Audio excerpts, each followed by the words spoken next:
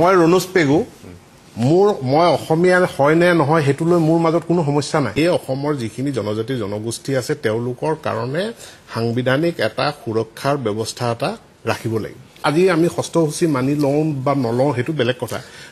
কেইটামান বেসিক কোৱেশ্যনত আহিব লাগিব যে এই জনগোষ্ঠীসমূহৰ নিৰ্দিষ্ট একোটা অঞ্চলত তেওঁলোক আছে, কাৰ্বি আংলং আছে, এনচিলছ আছে, তেওঁলোকৰ আত্মনিয়ন্ত্ৰণৰ অধিকাৰ এবসলিউট টাৰ্মত নহয়, তেওঁলোকৰ স্বশাসনৰ অধিকাৰ, নিজৰ অঞ্চলটোত নিজে তাতে এটা প্ৰশাসন ব্যৱস্থা চলোৱাৰ সেই অধিকাৰটোক আমি স্বীকাৰ কৰো নে নকৰো। যদি আমি কওঁ যে আমি স্বীকাৰ নকৰো, তেওঁলোকে অসমৰ এখন জিলা হিচাপে বাকীবিলাক যেনেকৈ আছে তেনেকৈ থাকিব লাগিব, তেতিয়া কথাটো বেলেগ। আৰু যদি আমি আৰু ঠিক কলৈ লৈ যাব আমি হেতুও জানো। আৰু যদি আমি স্বীকাৰ কৰো যে তেওঁলোকৰ সেই স্বশাসনৰ প্ৰয়োজন আছে, তেনেহলে সেই স্বশাসন কেনেধৰণৰ হ'ব, কেনেকুৱা হ'ব তাত আলোচনা কৰিব লাগিব।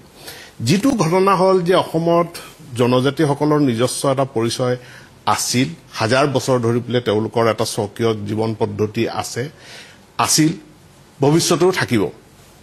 যেতিয়া ভাৰতবৰ্ষৰ সংবিধান ৰচনা হ'ল, সংবিধান ৰচনা হওঁতে এক্সক্লুডেড, সেমি এক্সক্লুডেড যিবিলাক এৰিয়া আছিল সেই এৰিয়াবিলাকক লৈ ষষ্ঠ অনুসূচী হ'ল।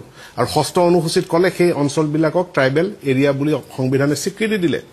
মধ্যপ্ৰদেশ, উৰিষ্যা, বিহাৰ, অন্য ভাৰতবৰ্ষৰ যি মূল খণ্ড তাৰ যিবিলাক জনজাতীয় অঞ্চল আছিল সেই জনজাতীয় অঞ্চলবিলাকক পঞ্চম অনুসূচীত অন্তৰ্ভুক্ত কৰিলে।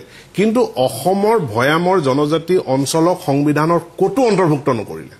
পঞ্চম অনুসূচীটো অন্তৰ্ভুক্ত নকৰিলে, ষষ্ঠ অনুসূচীটো অন্তৰ্ভুক্ত নকৰিলে। যাৰ ফলস্বৰূপে নিজৰ মাটি বাৰীৰ প্ৰটেকশ্যনৰ পৰা আৰম্ভ কৰি যি ধৰণৰ সা সুবিধা প্ৰটেকশ্যন সংবিধানৰ পৰা পাব লাগিছিল সেইখিনিৰ পৰা অসমৰ জনজাতি ৰাইজ বঞ্চিত হ'ল। আনকি আজি যেতিয়া পেছা এক্ট পাছ হৈছে,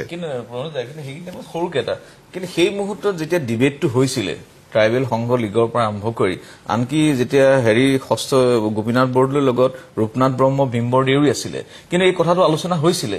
তাত কিন্তু তেওঁলোকে এই ষষ্ঠসূচীত অনুসূচীত অন্তৰ্ভুক্ত হ'ব লাগে বুলি আমাৰ প্লেইনছৰ ট্ৰাইবেলসকল সেই দাবীটো প্ৰবলভাৱে উঠা নাছিলে, তাত আলোচনাই হোৱা নাছিলে তেতিয়া। আনকি আৰু লগতে ট্ৰাইবেল লিগে সাদুল্লাৰ লগতো এই যে আমাৰ যেতিয়া কওঁ ট্ৰাইবেল বেল্ট এণ্ড ব্লকৰ পিছৰ পৰ্যায়ত আহিলে যে মাটিবোৰ যে অধিগ্ৰহণ হ'ল, অনুপ্ৰৱেশকাৰীয়ে ল'লে, তেতিয়া সেই মুহূৰ্তত কিন্তু ট্ৰাইবেল বেল্ট লিগে সেই সময়ত চৰকাৰ গঠন কৰিবলৈ গৈ সাদুল্লাৰ লগত যেতিয়া কম্প্ৰমাইজ কৰিলে, সেইটো কিন্তু এটা ডাঙৰ ফেক্টৰ সেই মুহূৰ্তত হৈছিল। এটা কথা ট্ৰাইবেল বেল্ট ব্লক কথা অকমান ৰনোজ দা আৰু ননীগোপাল মহন্ত, আমি যদি অতীতটোৰ কথা খুব বেছিকে চৰ্চা কৰি থাকো, মই ভৱিষ্যতৰ এটা কিবা এটা অকণমান চিন এটা ৰাখি পেলাই মই আলোচনাটো কৰি আছো। মই হেতুলে নিশ্চিতভাৱে আহিব বিচাৰিছো।